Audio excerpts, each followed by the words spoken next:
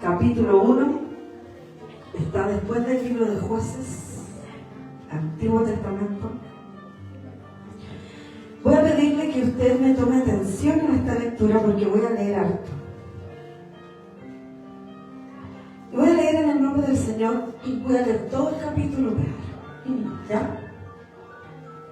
Así dice en el nombre del Señor. Aconteció en los días que gobernaban los jueces, que hubo hambre en la tierra, y un varón de Belén de Judá fue a morar en los campos de Moab, él y su mujer y 2 hijos suyos. El nombre de aquel varón era Elimelech, y el de su mujer Noemí, y los nombres de sus hijos eran Malón y Kelión, efrateos de Belén de Judá. Llegaron pues a los campos de Moab y se quedaron allí. Y murió Elimelech, marido de Noemí, y quedó ella con sus 2 hijos, los cuales tomaron para sí mujeres moabitas. El nombre de una era Orfa y el nombre de la otra Ruth, y habitaron allí unos 10 años. Y murieron también los 2, Malón y Kelión, quedando así la mujer desamparada de sus 2 hijos y de su marido. Entonces se levantó con sus nueras y regresó de los campos de Moab, porque oyó en el campo de Moab que Jehová había visitado a su pueblo para darles pan. Salió pues del lugar donde había estado y con ella sus 2 nueras, y comenzaron a caminar para volverse a la tierra de Judá. Y Noemí dijo a sus 2 nueras: andad, volveos cada una a la casa de su madre. Jehová haga con vosotros misericordia, como la habéis hecho con los muertos y conmigo. Os conceda Jehová que hayáis descanso, cada una en casa de su marido. Luego las besó, y ellas alzaron su voz y lloraron. Y le dijeron: ciertamente nosotras iremos contigo a tu pueblo. Y Noemí respondió: volveos, hijas mías, ¿para qué habéis de ir conmigo? ¿Tengo yo más hijos en el vientre que pueden ser vuestros maridos?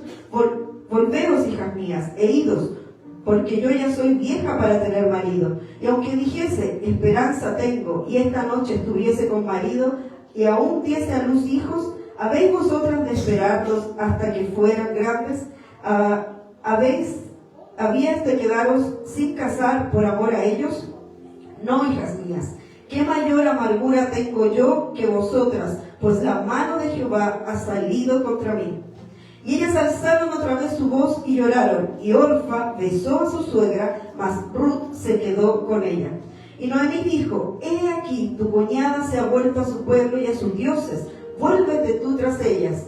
Respondió Ruth: no me ruegues que te deje y me aparte de ti, porque donde quiera que tú fueres, iré yo, y a donde quiera que vivieres, viviré. Tu pueblo será mi pueblo, y tu Dios será mi Dios. Donde tú murieras, moriré yo, y allí seré sepultada. Así me haga Jehová, y aún me añada que solo la muerte hará separación entre nosotros 2. Viendo Noemí que estaba tan resuelta a ir con ella, no dijo más. Y anduvieron pues ellas 2 hasta que llegaron a Belén, y aconteció que habiendo entrado en Belén, toda la ciudad se conmovió por causa de ellas, y decían: ¿no es esta Noemí? Y ella respondió: no me llames Noemí, sino llamadme Mara, porque en grande amargura me ha puesto el Todopoderoso. Yo me fui llena, pero Jehová me ha vuelto con las manos vacías. ¿Por qué me llamaréis Noemí, ya que Jehová ha dado testimonio contra mí y el Todopoderoso me ha afligido? Así volvió Noemí y Ruth, la moabita, su nuera con ella, volvió de los campos de Moab y llegaron a Belén al comienzo de la siega de la cebada. Amén. Era larga la lectura, pero era necesaria para que pudiéramos entender la historia completa. Y es lo que voy a compartir en esta mañana con ustedes, es la historia de estas mujeres.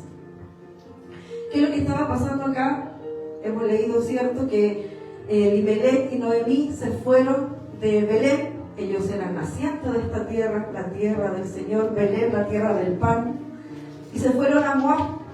Moab era una tierra, los moabitas nacieron por un incesto, por lo tanto, ellos, según la ley, ¿cierto?, de Jehová, ellos quedaron fuera, fueron desechados de la tierra de Israel por causa de este incesto, y tenían que pasar 10 generaciones para que ellos pudiesen volver nuevamente a Belén por causa de esto. Moabitas se convirtieron en una tierra idólatra, adoraban a otros dioses, no adoraban al Señor, y Elimelech junto con su esposa y sus hijos decidieron irse a esta tierra, sabiendo que adoraban a otros dioses. Belén estaba pasando por un periodo de necesidad, era la tierra del pan, pero en ese periodo no había pan, estaba escaseando. Por lo tanto, de hecho, sus hijos, sus nombres eran nombres de tristeza. Malón significaba enfermizo. Recordemos que siempre los nombres los caracterizaban según lo que ellos vivían. Por lo tanto, seguramente no habían estado viviendo una buena temporada cuando sus hijos eran pequeños y decidieron irse a Moab. Es la importancia de tomar decisiones correctas en las diversas situaciones que vivimos. Tomar decisiones en necesidades muchas veces nos puede llevar a cometer errores. Pero el caso es que ellos se fueron, ¿cierto?, a esta tierra, y dice la historia que muere su esposo primero, después mueren sus hijos, y quedaron estas 3 mujeres abandonadas, que quedaran 3 mujeres solas. No es como ahora que uno podría decir, bueno, si una mujer queda sola, se esfuerza, va a trabajar y se las arregla en la vida con sus niños. Pero en ese tiempo no era así. Estas mujeres no podían trabajar, no podían subsistir, no tenían herederos, no tenían parientes, nadie que se hiciera cargo de ellas. Por lo tanto, ellas estaban listas para morir de hambre. Ese era su futuro. Entonces es ahí cuando Noemí decide, ¿cierto?, volver a la tierra de donde había salido. Decide volver a Belén. ¿Por qué decide volver? Y lo dice el texto que hemos leído, porque ella escuchó que Dios estaba visitando Belén y que nuevamente había vuelto a darles pan. Y fue uno de los primeros errores de Noemí el pensar que Dios era una visita de Israel y no era el Dios de Israel. Ella pensó que cuando en tiempo de escasez Dios se había ido, solo cuando había pan Dios estaba ahí, pero como Dios ya no había pan, se había ido y ahora había regresado como una visita. Y es la importancia, como cantamos en esa canción, ¿cierto?, de esta mujer sunamita que también ella preparó ahí toda una habitación, porque pasó una vez el profeta, vio que era un hombre de Dios y dijo, no, este hombre tiene algo de Dios, así que vamos a crear un dormitorio, un aposento, una habitación bien bonita, para que no solo venga una vez, sino venga y se quede. Porque eso es lo que sucede muchas veces, y con Andrés hemos hablado bastante estos últimos días, de que muchas veces vemos la iglesia aquí mismo nosotros, o iglesias más grandes, que en la iglesia no todos realmente conocemos al Señor. Algunos de los que se asisten a la iglesia son solo simpatizantes. Vienen a la iglesia un domingo, se llenan, escuchan una palabra, algo que les motive para estar bien en algunos días que les alcanza a durar hasta que vuelvan a venir, hasta que haya otro culto, hasta que vuelvan a escuchar una palabra. Pero finalmente eso se transforma, ¿cierto?, en alguien visitante, en alguien simpatizante. Y el problema de que cuando alguien es una visita en este tema del Señor, tiene mentalidad de visita. Porque usted, cuando se da cuenta y va a alguna casa, va de visita a otro lugar, usted va un ratito, va, conversa, se ríe, comparte, se toma un tecito, pero usted no está preocupado de lo que sucede en esa casa. Usted no está pensando qué va a cocinar mañana la dueña de casa. Usted no está pensando en eso porque no es su casa. A usted no le importa lo que vayan a comer al otro día. Usted no se pone a pensar, oh, este color hay que cambiarlo, yo creo que ya a fin de mes hay que comprar la pintura de esta casa. No anda pensando en eso porque no es su casa. Usted va ese ratito que va, ¿cierto? Va a lo que va, lo preciso. Si es que a veces alguien te ayuda a poner la mesa, un poquito, unas tacitas, pero ese es todo el efecto que podemos causar como visita. Porque uno va a lo justo, a lo necesario y se va. Por lo tanto, cuando yo hablo de tener esto de mentalidad de visita, es lo que nosotros, ¿cierto?, entendemos con nuestra relación con el Señor. Una mentalidad de visita como lo tenía Noemí. El Señor viene a mi vida en esta área, me bendice, me da el pan que necesito, me da la bendición que necesito, y en esa área nomás de mi vida está. Pero en otras áreas no lo dejo que entre en mi casa, en mi morada. Recordemos que Él habita en nosotros. Nosotros somos su casa, no es este lugar. Mi vida es su casa, es su morada. Entonces cuando yo lo tengo como visita al Señor, Él llega hasta ciertas áreas de mi casa. Porque vuelvo a insistir en el mismo ejemplo de la casa.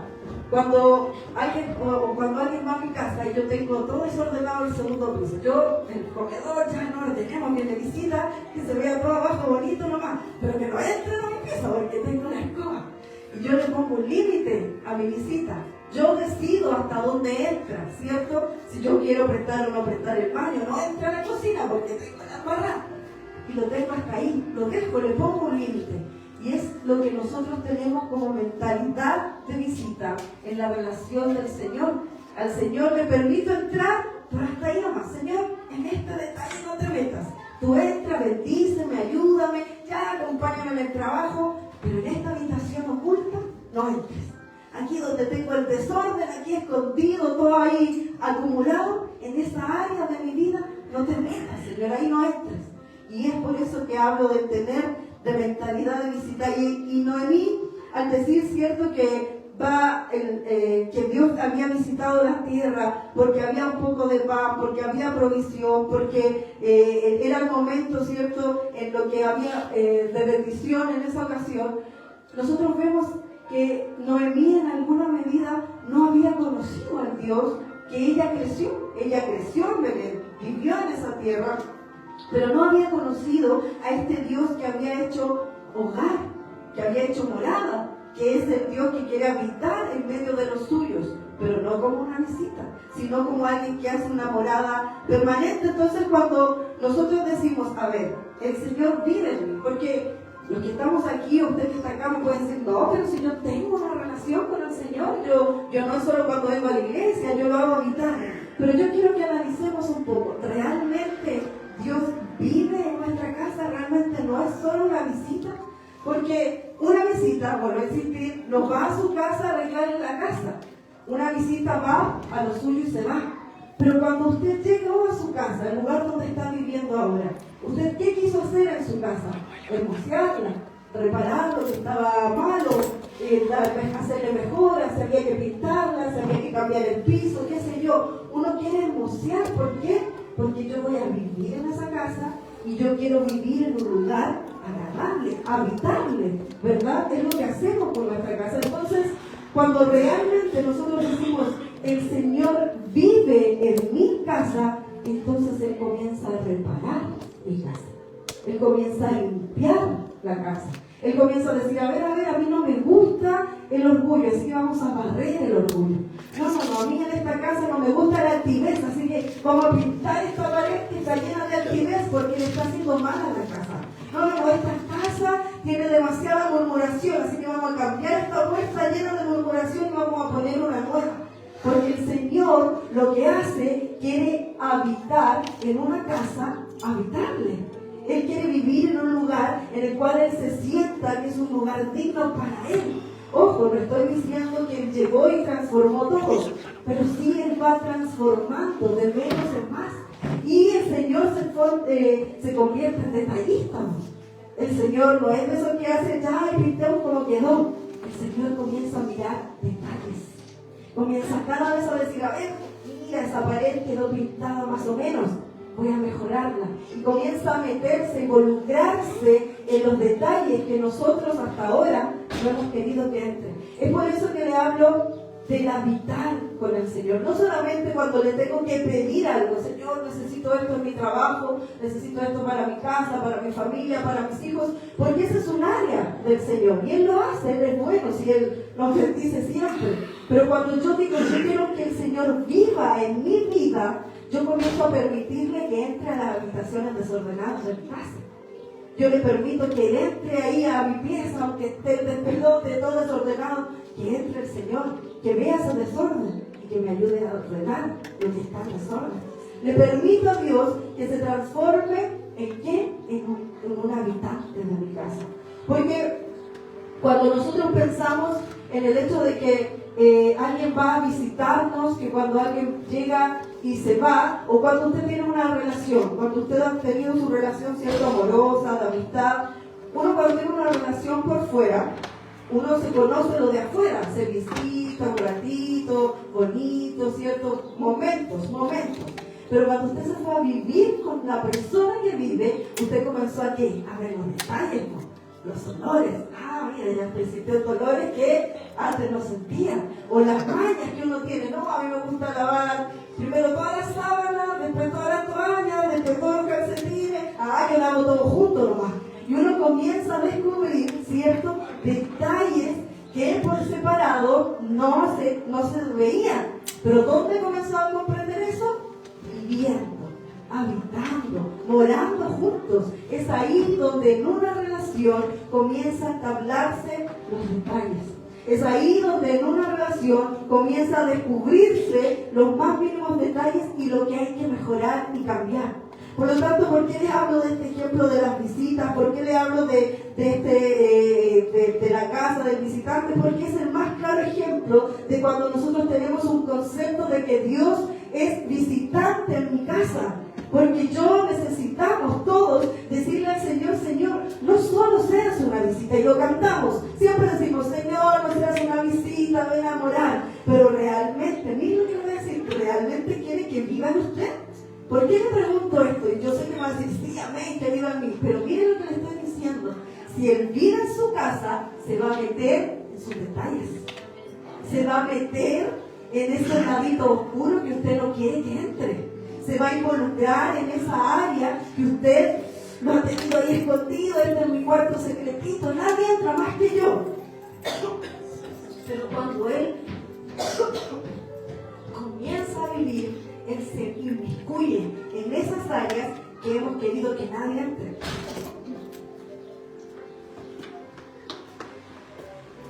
Y esa es la importancia entonces de que nosotros, y hablábamos el otro día, yo siempre trato de especificar cuando adoramos, cuando cantamos, cuando le hablamos al Señor, cuando le oramos al Señor. Yo le digo, Señor, habita mi vida, mora en mi vida, vive conmigo. Pero yo le estoy diciendo al Señor, Señor, entra donde quieras en mi vida.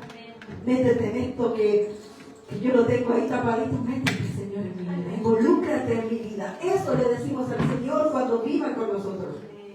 Porque a la larga, en toda esta situación, cuando Dios dice, yo quiero vivir contigo, quiero habitar contigo, no se trata de que tampoco digamos, no, Señor, es que tú vas a andar como metido en mi casa. El Señor lo que quiere es mejorar su casa. Es que si usted está viviendo espiritualmente en una pieza de 2x2, el Señor quiere transformarla en una mansión espiritual.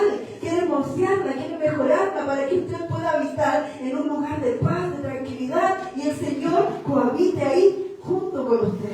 Por lo tanto, cuando vemos aquí que Noemí, cierto, dice, Dios está de visita en aquel lugar, comenzamos a entender que el primer error de Noemí era que no conocía a su Dios. Era que no había conocido al Dios que quería habitar con ella, habitar en cada circunstancia, en lo bueno y en lo malo, en la pobreza, en la escasez, cuando sea bendecido, porque sabe, muchas veces cuando nosotros estamos en necesidad, en conflicto, en escasez, eso siempre nos lleva al Señor. Señor, ayúdanos, te necesito. Pero ¿saben que la prueba más difícil de enfrentar es la abundancia? Porque cuando usted es bendecido, cuando usted ya su respuesta llegó de parte del Señor, ya nada nos aflige.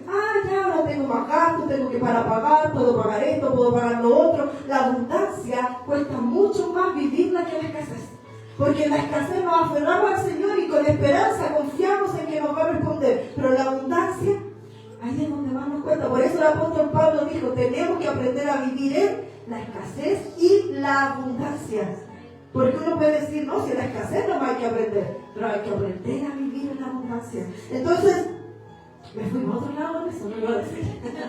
Entonces, ¿por qué le hablo de esto? Porque yo quiero y necesitamos que el Señor habite en nosotros, pero en cada área, no solamente en lo que a nosotros nos conviene. Entonces, seguimos con el texto y Noemí se devuelve, ¿cierto?, con sus nueras, pero algo pasó en el camino.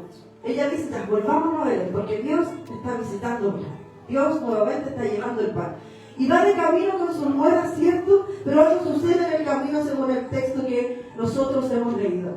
Noemí estuvo 10 años viviendo en Moab. 10 años. Y ella ahora decide volver a Belén. Pero ¿sabe cuál es el otro problema? Es que Moab estaba en Noemí. Por mucho que ella quisiera volver a Belén, Noemí se llevaba a Moab en ella, porque había habitado tanto tiempo en ese lugar, en un lugar donde adoraban a otros dioses, en un lugar donde no aclamaban al Dios de Israel, ¿cierto? Ella seguramente vivió en aquel lugar, comió, se vistió, crecieron sus hijos y vivió bien. Vivió a lo mejor tranquila durante esos 10 años. Pero al volver a este lugar, volver a la casa de donde Dios la había hecho nacer, donde ella se crió, ella llevaba a Moab en su mente. Porque miren lo que le voy a decir. Cuando nosotros apartamos a Dios de completamente vivir en nosotros y permitimos que no entre en ciertas áreas, nosotros podemos vivir así muchos años. Si uno puede vivir así, uno puede vivir, Dios me bendice en el trabajo, me va bien, estoy en mi casita, todo bien. Y está bien y vivimos tranquilos con eso. ¿Sí? Dios nos va a dejar vivir, viva nomás, viva como quiera. Ya. Yo los bendigo porque Él es misericordioso y nos da lo que necesitamos. Pero cuando nosotros se nos pega eso de decir, ¿qué estoy haciendo? Y queremos realmente involucrarnos con el Señor, lo que más cuesta es sacar esa vida de nuestra mente, es sacar ese pensamiento de Moab, de idolatría, de otras enseñanzas, de otras vivencias de nuestra cabeza. Es lo que más cuesta cambiar de nosotros, porque podemos vivir bien, podemos vivir tranquilos, pero cuando nosotros solo vemos a Dios como una visita, cuando nosotros vemos a Dios solamente en el momento de que nos viene a ayudar en la necesidad y nos viene a bendecir, y nuestra vida, nuestra manera de vivir se llena de lo que no le agrada a Dios, de vicios, del pecado, de esta manera irreverente de vivir, de no permitirle al Señor que tome el control en nosotros, finalmente nos llenamos de aquello y nuestra mente se carga tanto de eso que es tan difícil después volver. Dios perdona, Él es misericordioso, y cuando hay un arrepentimiento genuino, Dios nos permite regresar. Pero no es Dios el que no nos acepta, es nuestra mente la que no permite que avancemos. Si no es Dios el que te dice, a ver, yo te perdoné, pero te tengo ahí nomás. No, Dios no actúa de esa manera. Si Él nos perdona. Pero es nuestra mente la que se encarga de decir, y mira lo que hiciste atrás, y mira lo que viviste en él, mira esa vida que tenías. Y es lo que le sucedía a Noemí cuando comenzó el trayecto. Ella comenzó a caminar, ¿cierto? Ella comenzó a decir regresemos, pero seguía con el pensamiento de Moab, seguía con el pensamiento amargado, seguía con el pensamiento de culpa, seguía con el pensamiento del pecado sobre su vida. No pudo permitirle avanzar como debía de haber avanzado. Y es lo que sucede con nosotros. Y saben que la adversidad es experto en venir a decirnos nuestro pasado. Es experto en venir a recordarnos lo que hicimos. Mira, hiciste aquello, te arrepentiste, sinvergüenza, eres patudo. ¿Quién creen que pidiendo perdón se acaba todo? Y viene, y viene, y viene. Por eso es que les hablo de que Noemí avanzó, pero avanzó teniendo la mente de Moab. Entonces, cuando nosotros recapacitamos, cuando nosotros queremos salir, queremos avanzar, se puede hacer, pero duele tanto, cuesta tanto avanzar, cuesta tanto dejar la culpa, cuesta tanto dejar la vergüenza, cuesta tanto asumir que Dios realmente me quiere usar a mí para hacer algo. Realmente Dios es a mí el que está ocupando para hablarle a otra persona, para cambiar la vida de otra persona. Si todo lo que hice, todo lo que viví, las veces en que fui irreverente, las veces en que le falté el respeto al Señor, a mí me quiere usar el Señor. Por lo tanto, avanzar después de vivir un periodo en tierras ajenas al Señor cuesta muchísimo. Y cuando yo le hablo de que le digamos a Dios que no solo venga a visitarnos, sino que venga a vivir con nosotros, es porque lo que Él quiere es que ese avanzar sea mucho más liviano. Lo que Él quiere es que ese caminar sea mucho más fácil, para que nosotros no estemos constantemente con la culpa, con la carga, con los pensamientos de lo que viví en el pasado, y que cuando recordemos el pasado, lo recordemos sabiendo de dónde Dios me sacó y para dónde Dios me va a llevar. No recordarlo de esa manera, que pucha lo que hice, sino que Dios diga, sí, yo lo hice, lo viví, pero me perdonó y de ahí en adelante voy hacia donde Dios me tiene que llevar. Es muy difícil dejar la mentalidad de lo que uno ha vivido en el pasado. Cuesta mucho. El perdón del Señor, cuando es genuino, es instantáneo, pero el limpiamiento de nuestra mente puede tardar años, porque nosotros somos los primeros en que nos castigamos. Entonces, es la importancia de que nosotros entendamos y veamos que tenemos que involucrar a Dios en lo que hacemos. Llovió, ¿se dio cuenta que llovió? Y hubieron unas grandes inundaciones en el sur de nuestro país. Los puentes, todas las noticias que vimos, ¿cierto? Pero ¿sabe por qué hubieron esas inundaciones? No fue por la lluvia. Si antiguamente, ¿cómo llovía? Peor de lo que llovió en esos días. Si todas esas inundaciones fueron, es porque la tierra estaba seca. Después de una sequía de 15 años, la tierra estaba seca, árida, y tanto le ha costado absorber el agua que ha caído, porque una tierra seca, por más lluvia que caiga, el agua va a correr, no la va a absorber. ¿Por qué le hablo de esto? Porque cuando una vida espiritual se seca, se detiene, se paraliza, la presencia de Dios viene como frescura, pero cae de manera superficial. Usted puede venir al culto y si usted no tiene una relación con el Señor, puede venir, estuvo bonito, lloró un momento, oh, qué bonito, me habló el Señor, pero después se va a su casa y esa agua va a correr, pero no va a ser absorbida en su vida, no va a refrescarle lo que tiene que refrescar, porque cuando hay aridez en una tierra, el agua solo escurre, no es absorbida. Por lo tanto, cuando nosotros, yo veía esta sequía y fue tremenda, o sea, las inundaciones, y me puse a pensar, antiguamente llovía montones, ¿por qué ahora sucede? Porque cuando dejamos enfriar nuestra tierra, cuando dejamos de tener una relación, cuando dejamos que el Señor nos involucre en nosotros, nuestra tierra se comienza a secar. Y el Espíritu puede estar en usted, si el Espíritu puede hablar, le puede guiar, le puede bendecirle, pero no significa que dentro de usted el agua esté fluyendo. No significa que en su interior los ríos corran. ¿Por qué? ¿Cómo notamos que los ríos corran? Porque corren tanto que contagia a otro. Mi río fluye tanto que el resto lo nota. Mi río corre tanto, fluye tanto, se mueve tanto que comienzo a mojar al que está a mi lado. Pero cuando las tierras son secas, áridas, son refrescadas momentáneamente. Es la importancia, es la urgencia de que nosotros digamos, Señor, realmente no quiero que seas una visita. Vive en mí y sí, métete en esas áreas donde nadie puede entrar. Métete en esas áreas donde he querido cerrar la puerta, donde te he dicho, Señor, ahí no te metas. Sé detallista con mi casa, Señor. Arregla esa cañería que no sirve. Arregla esa pintura que quedó mal hecha. Sé detallista en mi morada. Perfeccióname, mejórame, santifícame para que tú vivas agradable en mi casa. Pero esto se construye.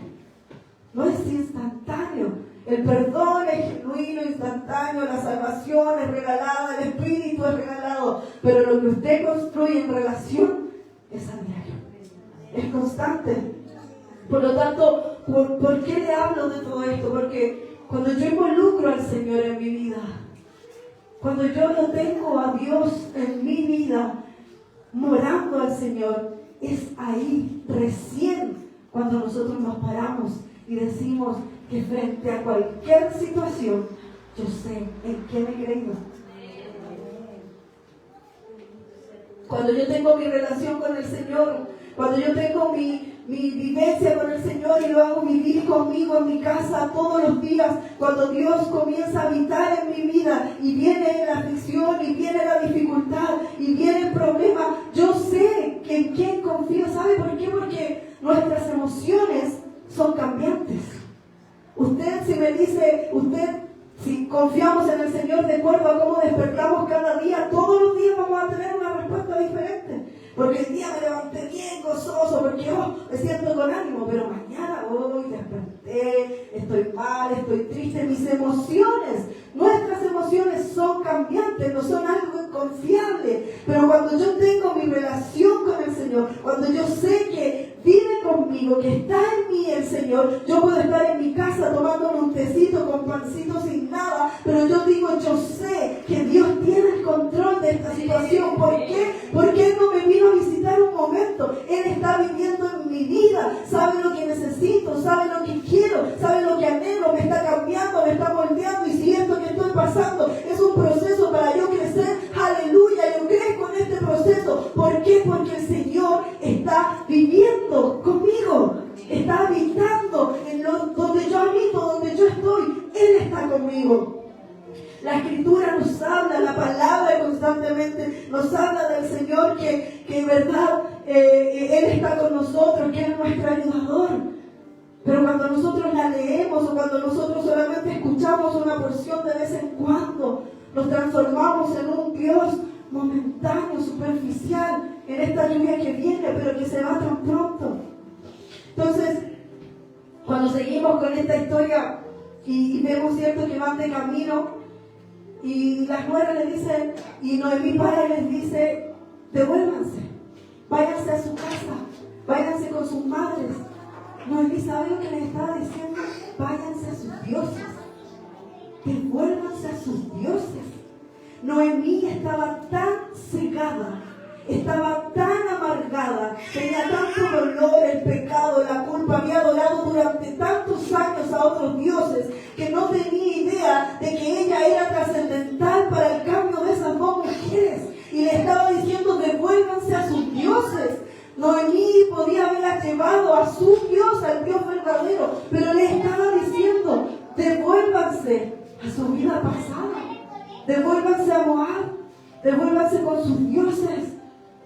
Cuando nosotros estamos cegados, cuando nosotros hemos perdido el enfoque de lo que Dios es capaz de hacer conmigo, mire la importancia de lo que es cuando una persona se pierde por no estar cumpliendo su llamado. Y la historia nos sigue contando. Orfa le dice, yo quiero ir contigo, quiero ir a tu casa. No, le dice, ¿para qué se van a ir conmigo? Miren, Jehová me ha traído tanto mal. Dios me ha abandonado, devuélvanse. Y Orfa se fue. Dice que la abraza, llorando amargamente, y se devolvió. ¡Qué tristeza más grande! Se devolvió a los dioses paganos. ¡Qué tristeza más grande cuando usted y yo perdemos la oportunidad de que alguien que no conoce a Cristo se pierda por no estar cumpliendo nuestro llamado, por no estar cumpliendo para lo que Dios nos llamó! ¡Qué tristeza más grande cuando nosotros pudimos haber dado un mensaje trascendental y esa persona no lo escuchó! ¡Qué tristeza más grande cuando alguien está en mi trabajo, en su casa, en su familia, y no escucha el mensaje que usted debía haberle dado! Porque usted es el encargado de dar el mensaje donde usted habita. Es usted. Y cuando alguien que está en necesidad, alguien cuando se suicida, alguien cuando muere, alguien cuando está en aflicción, alguien cuando prefiere ir a las drogas, a los vicios, alguien cuando prefiere tomar alternativas y no prefiere seguir a Cristo porque no hay un mensaje de alguien que se lo entregó. Y Orfa se fue. Cuando yo leía esto, decía, Señor, ¿cuántas personas quizás se han perdido por yo no haber abierto la boca? ¿Cuántas personas se han apartado del camino por causa de mi testimonio? Por causa de lo que he dicho o hecho. ¿Cuántas personas pude haber alcanzado, Señor? Pero no lo hacemos no solamente por causa del pecado. Muchas veces no lo hacemos por la vergüenza, no lo hacemos por el temor. Es que no, yo no soy digno, yo vengo a la iglesia nomás. Usted es el encargado, la encargada de anunciar el mensaje. Está buscando su llamado, el llamado va a ir dándose de acuerdo a lo que usted camine con el Señor, pero el que sí tiene seguro es el mensaje que tiene que entregar a otros. Ese es su primer llamado, en reconciliar a Cristo con la humanidad. Y Orfa se devolvió.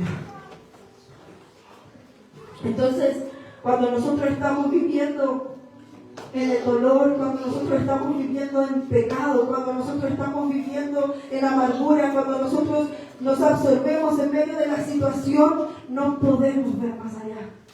Y Noemí estaba entregando de lo que se había llenado, amargura. Noemí solamente estaba hablando de lo que ella había absorbido, que era pura amargura, era puro dolor. Váyanse, devuélvanse. Dios me ha abandonado, así que devuélvanse a sus casas. ¿De qué se está llenando para entregar? ¿De qué está absorbiendo para entregar a otros? ¿Está permitiendo que la lluvia entre en su tierra para mojar a los que están a su alrededor? Usted siempre va a entregar de lo que usted se llena. Usted siempre va a hablar de lo que usted se llena.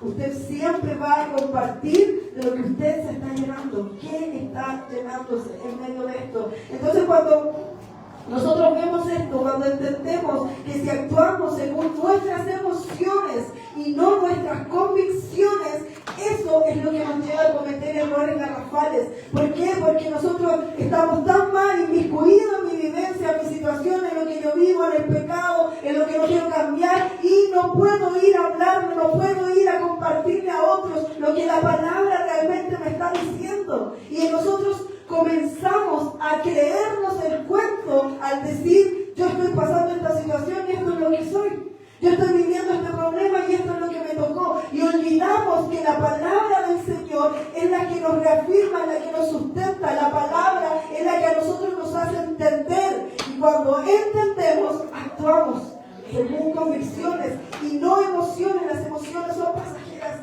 Todos nosotros nos enfrentamos a nuestras emociones todos los días. Yo no me paro aquí a decirle: no, de todos los días tú con mi fe intacta del Señor. No, hay días que yo digo: Señor, ¿hasta cuándo? ¿Por qué?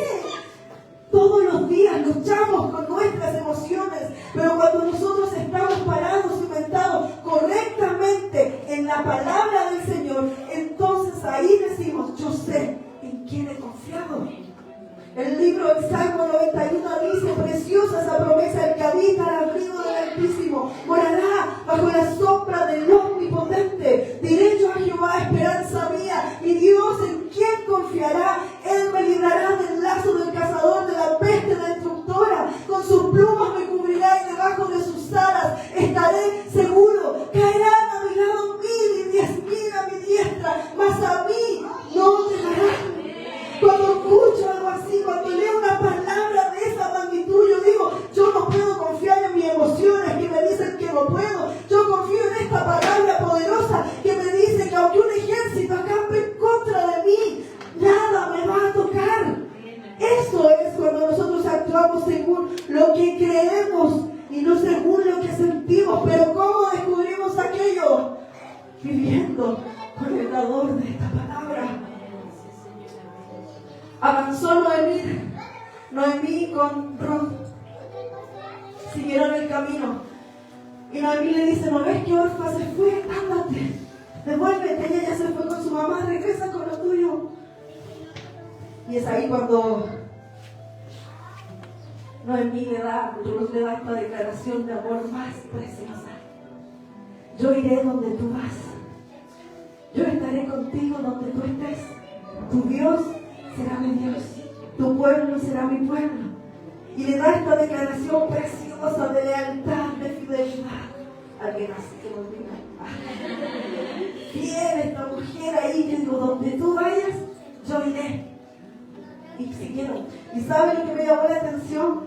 El versículo 18. Cuando Ruth le dice esto a Noemí, dice: y viendo Noemí que estaba tan resuelta a ir con ella, no dijo más. ¿Sabe por qué esto me llamó mucho la atención? Porque cuando tenemos un argumento de convicción, no hay palabra, no hay justificación que pueda ir en contra de lo que creemos. Cuando nosotros nos levantamos y decimos: no, a mí no me importa lo que estoy viviendo, estoy pasando una situación, estoy comiendo fideos toda la semana, pero a mí no me importa porque yo sé en quién he confiado. Yo sé que Cristo es mi Redentor, yo sé que el Señor es mi proveedor y que aunque hoy día no tengo, mañana tendré. Cuando nosotros declaramos algo así poderoso, fuerte y potente, no hay adversidad que se levante en contra suya, no hay justificación, no hay palabra que pueda ir en contra de una convicción. No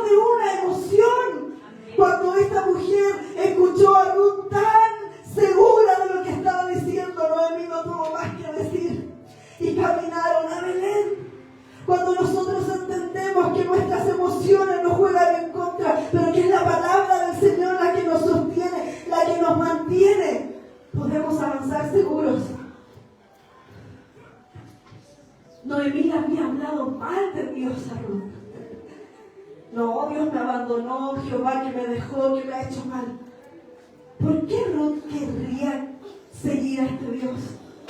¿Por qué Ruth querría seguir a esta mujer, a este Dios que lo había abandonado? Un Dios tan malo, ¿para qué seguirlo? ¿Quién quiere vivir con alguien amargado? ¿Quién quiere seguir a una mujer que lo único que habla todo negativismo? ¿Quién quiere hacer eso? Pero es porque hace 10 años atrás, cuando Noemí llegó a Moab, Noemí adoraba al Señor. Cuando Noemí llegó a esa tierra, ella con su esposo y sus hijos seguramente cantaban alabanza. Seguramente se arrodillaban y se mostraban ante su Dios, el Dios de Israel. Y ese Dios que les daba alegría, que les ayudó a celebrar las bodas, que les permitió cantar cánticos de gozo, ese Dios fue el que Ruth Noemí, y ese Dios fue el que ella quiso seguir. Cuando ella vio esa vida, esa era la vida que Ruth quería seguir en su vida. Eso era lo que ella estaba decidiendo cuando ella le dijo: yo te seguiré, yo iré donde tú vayas. Era esa vida la que Ruth quería. Había escuchado hablar de Dios, había escuchado cánticos de felicidad al Señor. Lo que Noemí ahora estaba hablando, Ruth sabía que era basado en sus emociones. Ruth sabía que era basado en sus circunstancias. Ruth sabía que era guiada por la mala temporada que estaba viviendo, no por lo que ella realmente estaba creyendo. ¿Cómo vives tu vida en el Señor? ¿Cómo tú plasmas a otro lo que vives con el Señor? ¿Qué nosotros hablamos de lo que el Señor ha hecho? Yo aquí no le estoy diciendo que omita sus problemas, que niegue lo que está viviendo. No. Lo que yo le estoy hablando, le estoy diciendo que su emoción, lo que lo hace sentir, no sea más fuerte que lo que usted ha entendido del Señor. Que lo que está viviendo, el dolor, la prueba, la dificultad, no le haga hablar, no le haga plasmar en otros lo que Dios realmente ha hecho en su vida. Recuerde cuando el Señor lo llamó, recuerde esos primeros momentos, ese llamado que el Señor tuvo en su vida. Así como Noemí cuando llegó al inicio y cantaba al Señor, recuerde esos momentos cuando usted decía: sí, voy a orar, voy a confiar, voy a buscar al Señor. Recuerde esa persona que era cuando usted decidió buscar al Señor. ¿Qué está plasmando en otros? ¿Qué está entregando en otros? Cuando nosotros entendemos que pelear con una emoción, cualquiera le va a dar un argumento en contra de una emoción, pero de una convicción jamás. Y sabe, el rey Nabucodonosor lo dejó clarísimo cuando estos 3 jóvenes fueron metidos al horno porque tenían que negar a Dios y los metieron al horno, y el rey Nabucodonosor dijo: enciendan el fuego 7 veces más. Y lo encendieron. Cuando él dijo eso, él lo que quería generar en estos jóvenes era temor. Él quería generar miedo para que ellos retrocedieran, para que ellos negaran a Dios. Pero lo que este rey no sabía es que esos 3 jóvenes no iban a negar a su Dios porque no estaban enfrentándose al temor del fuego. Ellos sabían que no importa el fuego que estuviera con ellos, no importa la dificultad que lo estuviera abrazando. Ellos sabían que un cuarto, que el ángel de Jehová iba a estar ahí con ellos, y se sorprendían los demás. Metimos a 3, pero hay 4 en el horno, porque el ángel de Jehová estuvo ahí mismo en el fuego con ellos. Cuando nosotros actuamos por convicciones, por lo que creemos, y no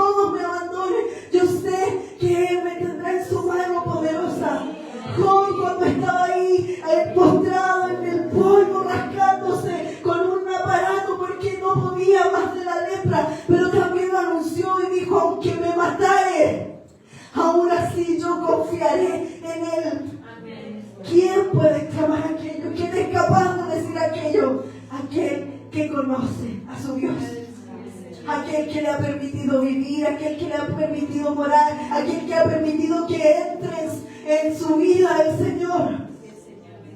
Esa es la relación que el Padre quiere. Cuando nosotros entendemos que somos hijos, que somos hijas del Señor, nos apropiamos tanto de ese título. ¿Cómo usted es en la casa de sus papás? ¿Cómo usted es como hijo? Va a la casa del papá, de la mamá, abre el refrigerador, se sienta en su living, mira la casa. ¿Por qué? Porque es su papá, porque es su mamá, porque tiene confianza. Cuando somos hijos del Señor, yo voy al reino y yo le digo, Señor, yo necesito un aumento de sueldo, Señor. Yo voy a la casa de mi papá y le digo, Señor, yo necesito que tú me ayudes en este diagnóstico. Me dieron un diagnóstico, pero a ti te pido ayuda, porque es mi papá y porque yo soy su hija y puedo ir a pedir que mis necesidades sean suplidas. Pero ¿cómo comprobamos aquello? ¿Cómo entendemos aquello? A través de una relación diaria con el Señor. Nosotros nos vemos los domingos aquí, ¿cuánto? 2 horas con suerte. Y ya no nos vemos hasta una semana más, si es que viene la iglesia. Pero usted necesita, no que nosotros nos llevamos a nosotros a su casa de lunes a viernes, usted necesita saber que el Señor está con usted de lunes al otro domingo. Vivir con Él en todo lo que hace. Es habitar, es vivir con el Señor. Noemí volvió a Belén. Y a ella le costó nuevamente empaparse de esta tierra de paz. Ruth la siguió, Ruth estuvo con ella y comenzaron toda una vivencia. Es necesario que dejemos atrás la vida que hemos estado llevando. Es necesario que dejemos que el Señor entre en nuestra casa a habitar en esas partes oscuras que solamente usted sabe. Muchas veces ni el esposo ni la esposa sabe cosas ocultas que usted tiene, que yo tengo. Pero no se lo oculta el Señor de partida porque lo sabe. Pero Él lo que quiere es que usted abra la puerta. Es que usted le permita entrar. Es que usted permita que el Señor habite en su vida.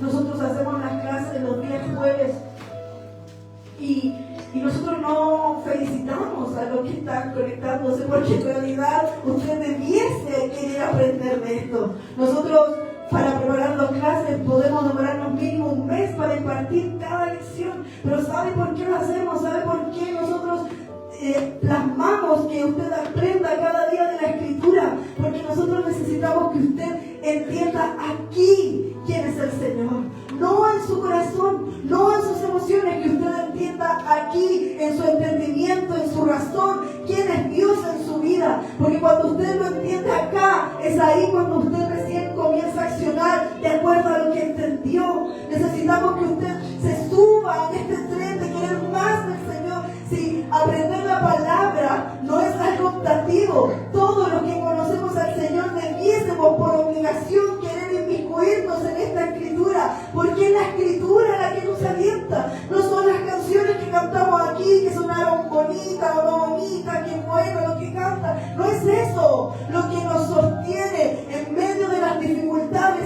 es la palabra del Señor. Eso es la que a nosotros nos va a sostener. La Escritura nos da tantas promesas en medio de las dificultades. Cuando estamos tristes, cuando estamos en aflicción y recurrimos a su palabra. Hace unas semanas atrás yo oraba al Señor, oraba, yo venía y voy a leer y decía, ¿por qué? Y fue tan literal, porque decía, ¿por qué te afanas por el día de mañana? ¿Qué comer, qué vestir? Y yo decía, si los lirios del campo se visten más hermosos que la vestimenta de Salomón. ¿Sabe cómo se vestía Salomón? Era esplendoroso, pero los lirios del campo son más hermosos si las aves se alimentan cuando aún no trabajan. Aún así, cuanto más ustedes, dice la Escritura, que son más valiosos. La palabra del Señor son promesas, son convicciones, son fortalezas, y cuando nos aferramos a ella, es ahí donde enfrentamos las diversas situaciones. El libro de Habacuc dice que aunque la higuera no florezca, ni en las vides haya fruto, y no esté el producto del olivo, aunque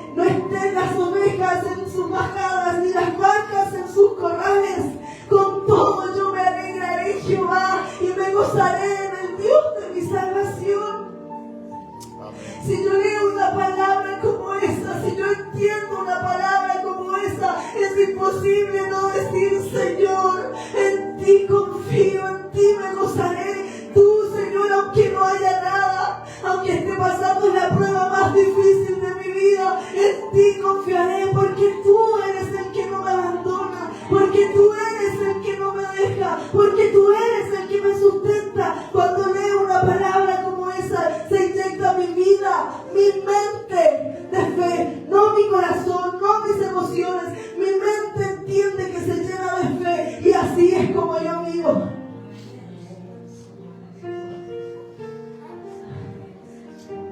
Ruth y Noemí llegaron a Belén.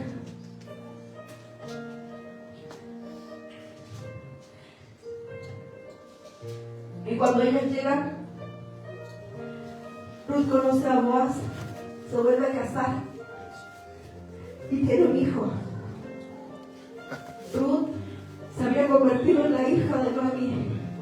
Y dice en los últimos versículos: y las mujeres decían a Noemí: bendito sea Jehová, que hizo que no faltase hoy pariente, cuyo nombre será celebrado en Israel, el cual será restaurador de tu alma y sustentará tu vejez, pues tu nuera que te ama lo ha dado a luz, y ella es de más valor para ti que 7 hijos. Y tomando Noemí el hijo, lo puso en su regazo y fue su haya. Y le dieron nombre las vecinas, diciendo: le ha nacido un hijo a Noemí, y lo llamaron Obed. Mira esto. Y este es el padre de Isaí, el padre de David. David es de la genealogía del Mesías, el hijo de Noemí, que se transformó en Ruth, que se transformó en el nieto de Ruth, está en el linaje mesiánica. Por lo tanto, cuando vemos que si nosotros no actuamos por una convicción y solo nos quedamos con la amargura, solo nos quedamos con el dolor, solo nos quedamos con el placer del pecado momentáneo y no actuamos según la convicción, los propósitos tremendos que hay escritos se pueden perder. Aquí estaba el linaje de Jesús. Jesús nació de este linaje. Hay una historia que contar después de esto. Hay un propósito en su vida que tiene que ser cumplido. Pero si usted no se determina, si usted no actúa en convicción, si usted no levanta según la palabra que has creído, ese propósito, por más profeta que se hayan levantado para hablarle, no se va a cumplir, porque el que tiene que determinar hacerlo es usted. La palabra está dada, la palabra está entregada, la promesa está dicha, pero usted es el que tiene que determinar que esa palabra sea cumplida en usted. La determinación de su vida no solo va a afectar lo que usted hace, va a afectar sus generaciones. Lo que usted está sembrando hoy día lo va a cosechar. ¿Qué está sembrando? ¿Qué quiere que sus hijos crezcan? Seamos consecuentes con lo que le entregamos a las generaciones que vienen. A los hijos podemos exigirle tanto en casa, pero ¿cómo soy yo fuera de casa? ¿Qué entrego yo? Sea determinado en sus decisiones. Póngase de pie, por favor.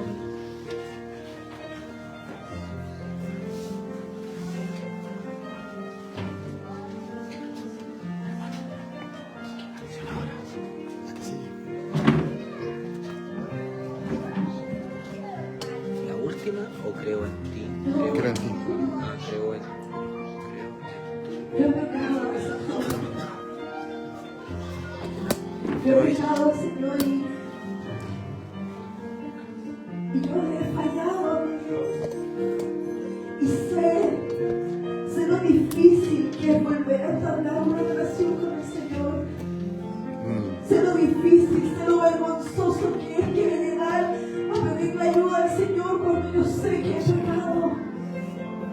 Sé lo difícil que es escuchar esas voces que me dicen: ¿cómo vas a hablarle a otro? ¿Cómo vas a enseñarle a otro si mira lo que hiciste? Yo sé lo que es eso, yo sé lo que es volver a levantarse, yo sé lo que cuesta, lo que es volver a levantarse de haber fallado, de haber vivido un problema difícil. Yo sé lo que es recibir un diagnóstico que no quería recibir. Yo sé lo que es perder en una muerte una persona que no sabía. Yo sé lo que es aquello. Pero cuando Cuando he vivido las diversas situaciones, no me ha llamado un profeta para decirme algo, no ha venido una persona a consolarme. Yo he ido a su palabra y su palabra me ha sustentado, me ha levantado. Levantarse después de un pecado cuesta horrores.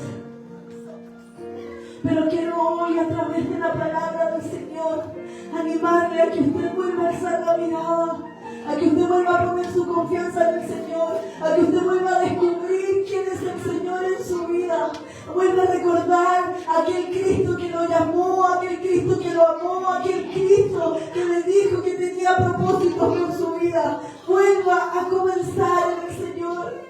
Yo hoy quiero animarle a que no se rinda, no se rinda, no se rinda, no baje los brazos, no se canse, no deje de luchar, no deje que el problema, que la dificultad, no deje que ese pecado por el que ha luchado tantos años le gane. No se rinda, no se rinda. Siga luchando en el Señor, apropiese de estas promesas del Señor y alce sus brazos y diga: Señor, yo confiaré en ti, yo confiaré en el Dios de mi salvación. Yo me gozaré en el Dios de mi salvación. Bendito eres Jesús.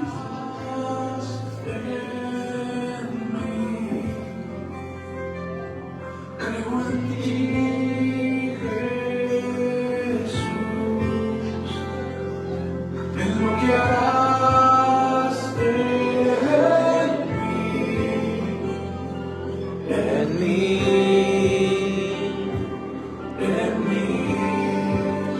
Recibe toda la gloria, recibe toda la honra, precioso Hijo de Dios.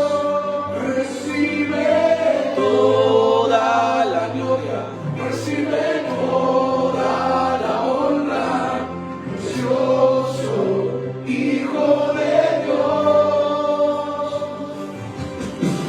Quiero levantar a ti mis manos, maravilloso Jesús, milagroso Señor. Llena este lugar de tu presencia y haz descender tu poder a los que estamos aquí. Creo en ti,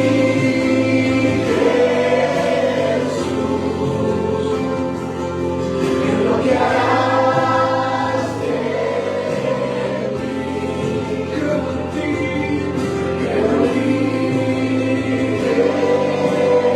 Jesús, en lo que harás de mí, en mí. Recibe toda la gloria, recibe toda la honra, precioso Hijo de Dios. Recibe toda la gloria, recibe toda la honra, precioso Hijo de Dios.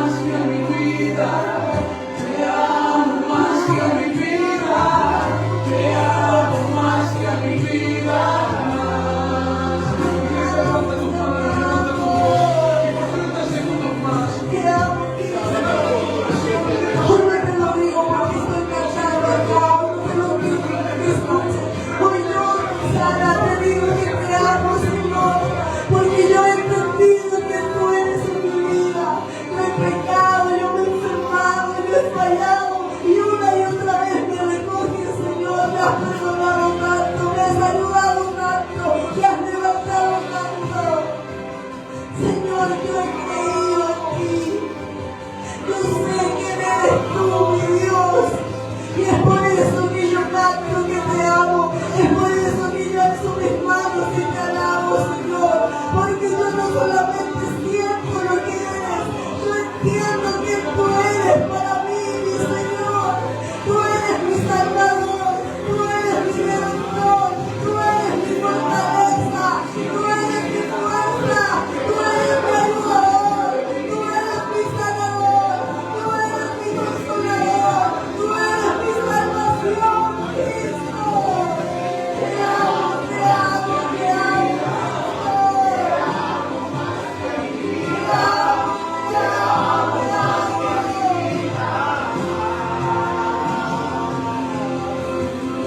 te amamos, Señor.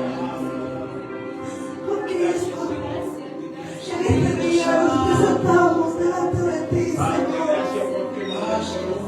Oh Dios mío, gracias porque tú nos has amado primero, Señor. Tú, Señor, nos has llamado primero. Padre, en este día queremos, Señor, que tú hables a nuestra mente, no a nuestro corazón. El corazón es engañoso, Señor. Nos hace sentir que el placer momentáneo está bien. Nos hace sentir temor ante el problema. Nos hace sentir frustración ante la necesidad. Nos hace sentir, Señor, que no podremos avanzar, que nunca voy a cambiar, que viviré este problema toda la vida. Mis emociones me engañan, Señor. Pero hoy, Padre, hoy nos plantamos delante de ti. Invitamos a que tú vengas y entres en nuestra vida, Señor. Invitamos a que entres a morar en cada habitación de tu casa, Señor. Padre, entra en estos lugares oscuros de mi vida. Y ven a sanar, ven a restaurar.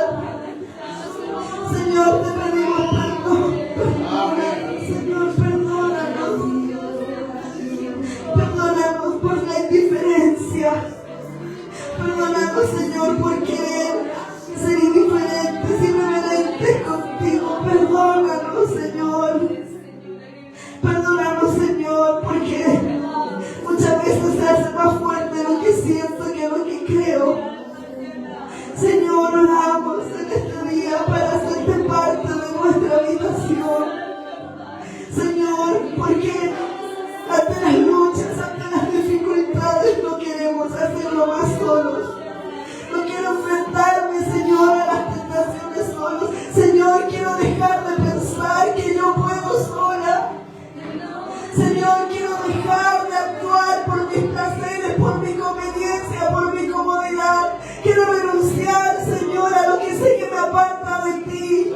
Señor, no quiero ser una tierra seca. Quiero ser una tierra vivificada, una tierra que refresque, una tierra, Señor, que reciba estas aguas que fluyen. Señor, ven, Padre.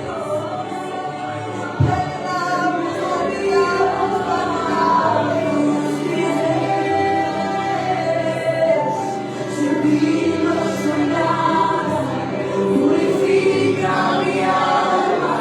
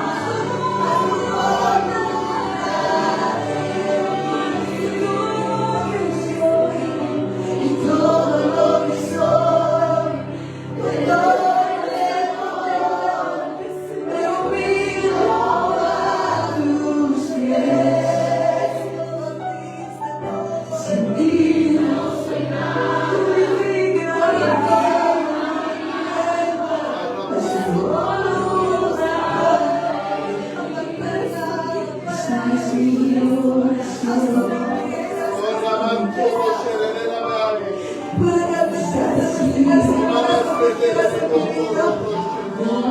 ser un valiente, puedes ser realmente la convencida de este Señor, lo que quieras en mi vida. Porque lo que he conocido de ti, aunque sea poco, ya sé que es bueno. Señor, lo poco que he podido conocer de ti, sé que me ha hecho bien. Sé que me has hecho bien, Señor. Haz lo que quieras en mi vida, haz lo que quieras en mi vida, Señor. Haz lo que quieras, Señor. Te amo más que a mi vida. Te amo más que a mi vida.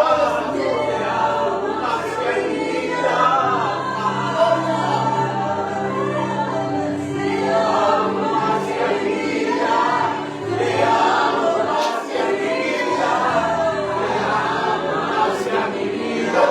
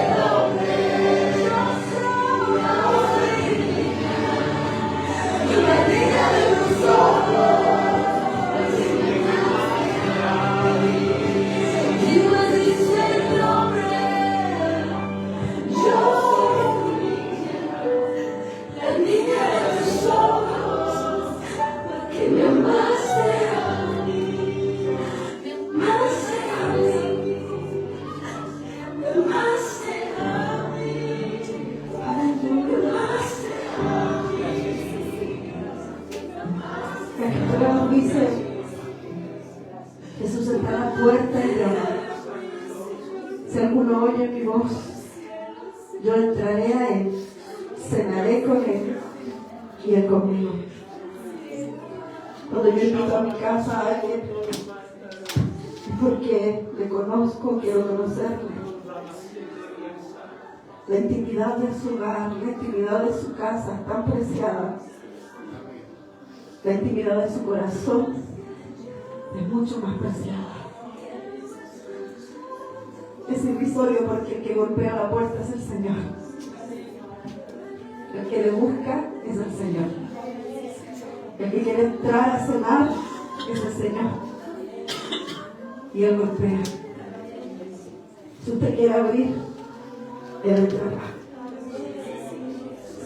Padre, en el nombre de Jesús, queremos honrarte en este día, queremos bendecirte, Señor. Tú eres bueno, Señor. Amén.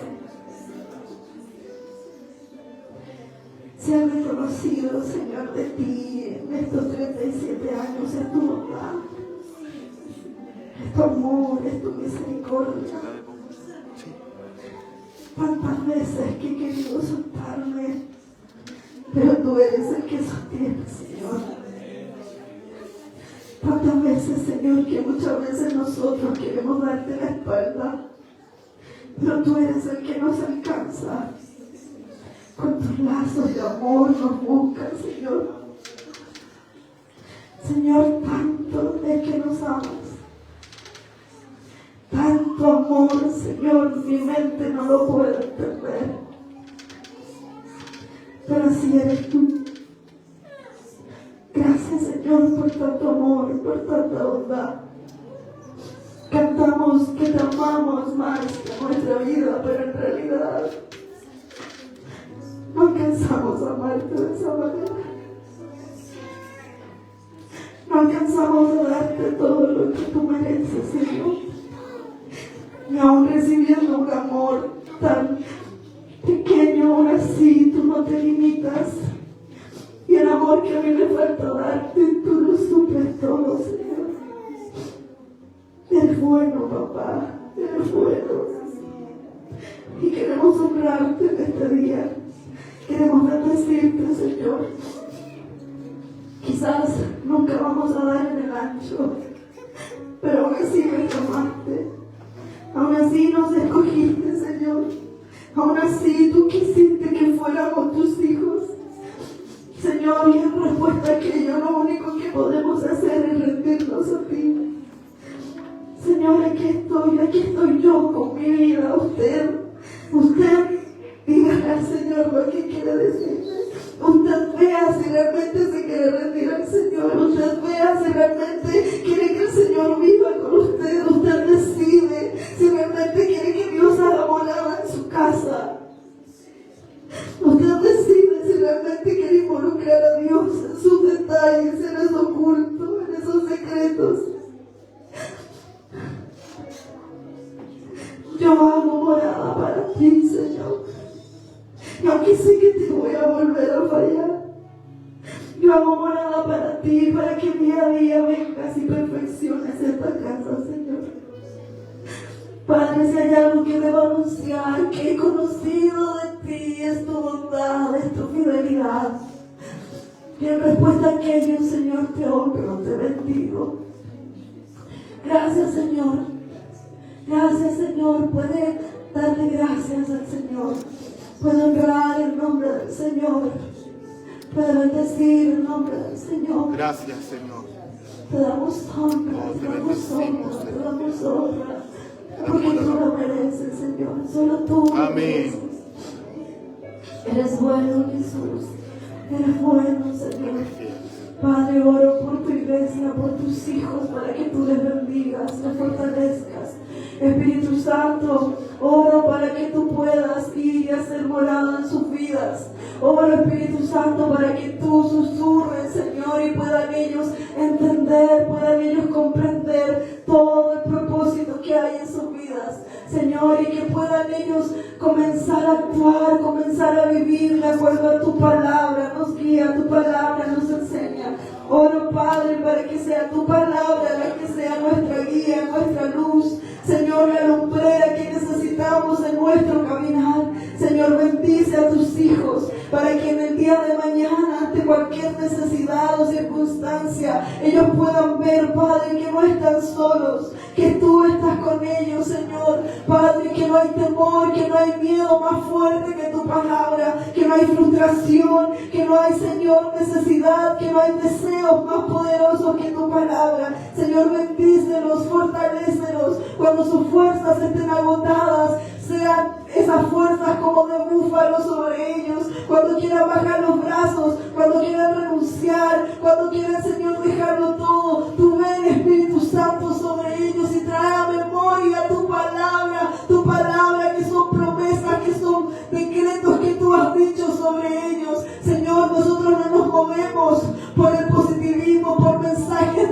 emocionales, no nos movemos, Señor, por movimientos, Padre, que nos hacen solamente sentir cosas buenas. Nosotros nos movemos por tu palabra. Si tú lo dijiste, tú lo harás. Amén. Si tú lo dijiste, tú lo harás, Señor. Tu Padre, que a una voz detienes los mares. Tú que con tu palabra, con una palabra, Señor, tú creaste el universo. En ese Dios, en esa palabra, es que nosotros confiamos y nosotros nos aferramos. Bendito eres, Señor. Te adoramos, te adoramos, te adoramos, Señor. Puede elevar un aplauso al Señor. Te bendecimos.